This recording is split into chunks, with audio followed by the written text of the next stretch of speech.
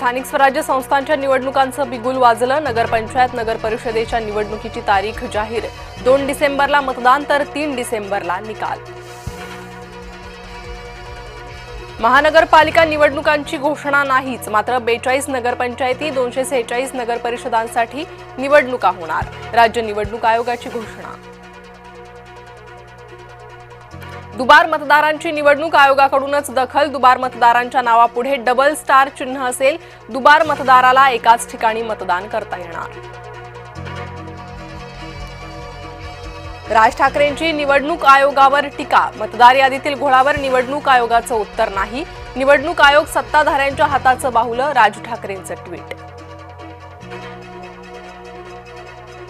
आशिष शेलारांची धाडसी भूमिका। शेलारांची पत्रकार परिषद म्हणजे सरकारची विकेट। शेलारांचं कौतुक करत रोहित पवारांची भाजपला कोपरखळी।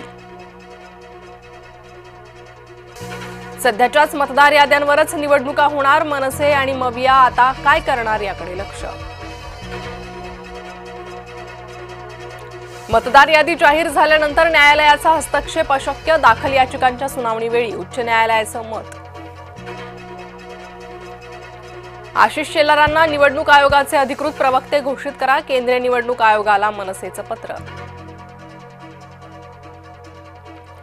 मविया जिंकली 30 यादी। स्थानिक निवडणुकीत जिंकलेली यादी असूनही मविया का घाबरते? चंद्रशेखर बावनकुळेंचा शेल का सवाल। मुख्यमंत्र्यांचा वॉर रूम बैठकीत रुद्रावतार। 5 वर्षांची वेळ मागू नका। कंत्राटदारांवर संतापले। 2.5 वर्षात प्रकल्प पूर्ण करण्याचे निर्देश। महायुतीतले मंत्रीच धार्मिक तेढ निर्माण करतायत। शरद पवारांचा सरकारवर थेट आरोप। महाराष्ट्र केसरी सिकंदर शेखला जामीन मंजूर। पंजाबमधील शस्त्र तस्करी प्रकरणी झाली होती अटक। सिकंदर शेखसह 4 जणांना झाली होती अटक। सिकंदर शेखला जामीन, इतर 3घांचा जामीन नाकारला।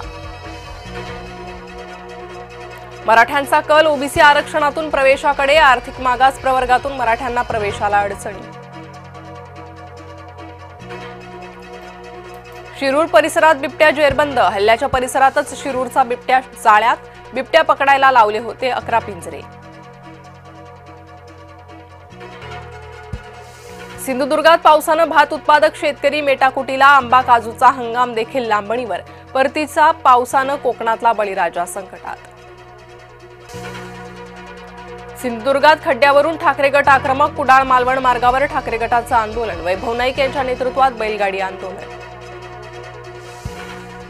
वर्सोवा घाटकोपर मेट्रो लवकरच 6 डब्यांची अतिरिक्त 32 डब्यांची खरेदीसाठी निविदा काढण्याची तयारी। मुंब्र्यात टवाळ बाईक स्वारावर कारवाई। मोहम्मद शेख करायचा मुंब्र्यात टवाळी। ठाणे पोलिसांनी केली धडक कारवाई। शिक्षक विद्यार्थ्यांना शिकवत नसल्यानं विद्यार्थी पालकांचं अनोखं आंदोलन। वाशिममध्ये शिक्षणाधिकाऱ्यांच्या दालनातच भरवली विद्यार्थ्यांची शाळा। कानपूरमधील पोलीस उपअधीक्षक ऋषिकांत शुक्ला निलंबित। 10 वर्षात 200 ते 300 कोटींची जमवली संपत्ती। 1-2 नव्हे तर तब्बल 12 भूखंड, 11 दुकानांची माया। छत्तीसगडमध्ये विहिरीत पडलेल्या 4 हत्तींना वाचवण्यात यश। जेसीबीच्या सहाय्यानं हत्तींना वाचवलं। बालोदा बाजार जिल्ह्यातील घटना। छत्तीसगडमध्ये ट्रेन मालगाडीला धडकल्यानं रेल्वे अपघात। अपघातात 6 प्रवाशांचा मृत्यू, 12हून अधिक जण जखमी। अपघातात ओव्हरहेड वायर आणि सिग्नल सिस्टीमचं मोठं नुकसान।